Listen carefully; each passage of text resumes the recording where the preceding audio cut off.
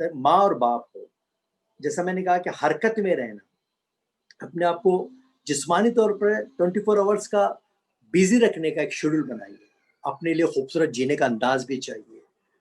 آپ سیکھنے کے لیے عمر کی قید نہیں ہوتی، بچے وہیں سے سیکھتے ہیں. نئے ہنر ابھی آپ فی الحال لاک ڈاؤن میں نے بہت کچھ نیا سیکھا، اس لیے نہیں ہے. پتہ چلا کہ مجھے اتنی ساری چیزیں نہیں آتی تھی. ابھی یہ شخصیات پر ہم جو یہ بنا رہے ہیں، تو ہم ٹیپو سلطان تعلق سے بہت سارے اہم پہلو ہم خود نہیں جانتے تھے. تو مجھے کتنا ایک موقع ملا کام کرنے کا. تو جب بھی وقت ملتا ہے نئے ہنر سیکھیے. روزانہ 3 لوگوں سے بات کریں. ابھی فی الحال جو لاک ڈاؤن میں یہ ہم بات کر رہے تھے، روٹین میں بھی رشتہ داروں سے، یہ تینوں ٹاپک پہ میں بول رہا ہوں. سیکھنا جاری رکھیے، روزانہ 3 لوگوں سے بات کیجیے، روز نئی چیزیں سیکھنے کی کوشش کیجیے، اور جس کے لیے وقت نکالنا بہت ضروری ہے. بزرگوں سے ملنا ہے، یہ ساری چیزیں آپ ورزش کرنا ہے، ہیلتھ کانشیس ہونا بہت ضروری ہے.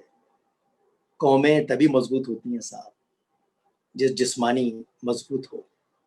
اور یہ کرونا وغیرہ کا یہ ابھی فی الحال ہماری جو اندر کی قوت مدافعت بڑھ جائے گی. اب اس کا ریشو بھی کم ہو جائے گا دھیرے دھیرے، لیکن اس کے لیے آپ کی امیون پاور اگر پاورفل ہے، یہ پرماننٹ رہنے والی چیز ہے. یہ ہر ایک کو اس کا سامنا کرنا ہے اس بیماری کا. اللہ رکھے اسے کون چکے. تو آپ صحت اگر آپ کی اچھی ہے تو یہ چیزیں نوٹ کر لیجئے. لفٹ کا استعمال کم کیجئے، سیڑھیوں پہ چلیے. چھوٹی چھوٹی باتیں ہیں، آپ کی صحت مندی مہاماری سے آپ کو محفوظ رکھ سکتی ہے. اور اس کے علاوہ دیکھیے ابھی فی الحال ٹیچرز کی جب بات آ رہی ہے، نئی تعلیمی پالیسی کے بارے میں بتا رہا تھا. آپ سب جانتے ہوں گے، آپ HRD منسٹری کا نام بدل کر ایجوکیشن منسٹری رکھ دیا گیا ہے. BEd اب 4 سال کا ہو گیا ہے نا. اور نیشنل ٹیسٹنگ ایجنسی بنے گی. اب اندر میٹر وہی ہے، صرف نام بدلنے سے کچھ نہیں ہوتا. ہمیں اپنی فکر کرنی چاہیے. یہ تو وقت کی ضرورت ہے، اس کے ساتھ بھی چلنا ہے. ہمارے ملک میں تقریباً ایک اندازے کے مطابق فی الحال 30 کروڑ بچے پڑھتے ہیں، اور سب سے کم بجٹ ہمارا ایجوکیشن کے لیے ہوتا ہے. اس پہ یہ ٹاپک ہمارا آج نہیں ہے، لیکن ہمارے ملک میں 30 کروڑ بچے پڑھتے ہیں، اور ایک اندازے کے مطابق 80 لاکھ ٹیچر کے ذریعے پڑھائے جاتے ہیں. اس میں پیرنٹ غیر حاضر رہنے کی وجہ سے، افیکٹو پیرنٹنگ نہیں رہنے کی وجہ سے جو سارے پالیسیز ہیں فلاپ ہو جاتی ہیں. کیونکہ یہ بہت اہم ستون ہے، ریڑھ کی ہڈی ہے پیرنٹنگ، افیکٹو پیرنٹنگ. اور ہم ہر چیز دنیا کی خرید کر اس کو دینا چاہتے ہیں، جو پاسبل نہیں ہے. بڑی ٹیوشن، مہنگی ٹیوشن لگانے سے کچھ نہیں ہوتا. ابھی دیکھیے اور ایک بات ہے، بچوں کو ایجوکیشن کا مطلب، آج میں پورا ہندوستان گھومتے رہتا ہوں، تو جب بھی پوچھتے ہیں کیا بننا ہے، ڈاکٹر، انجینئر، اس کے سوا یاد ہی نہیں آتا. آپ شروع سے ہی دماغ میں بٹھا دیتے ہیں. ابھی دیکھیے نیٹ کا بڑا اچھے نتائج آ رہے ہیں ماشاءاللہ، بہت پر امید ہے، ہمیں نا امید ہونے کی ضرورت نہیں ہے. لیکن آپ کامیاب لوگوں کو دیکھ رہے ہیں، آپ ان کو دیکھیے جو ڈپریشن میں چلے گئے. کئی سوسائڈ ہوتے ہیں، ہم کو تک بات نہیں پہنچتی. کئی کی زندگی تباہ ہو جاتی ہے.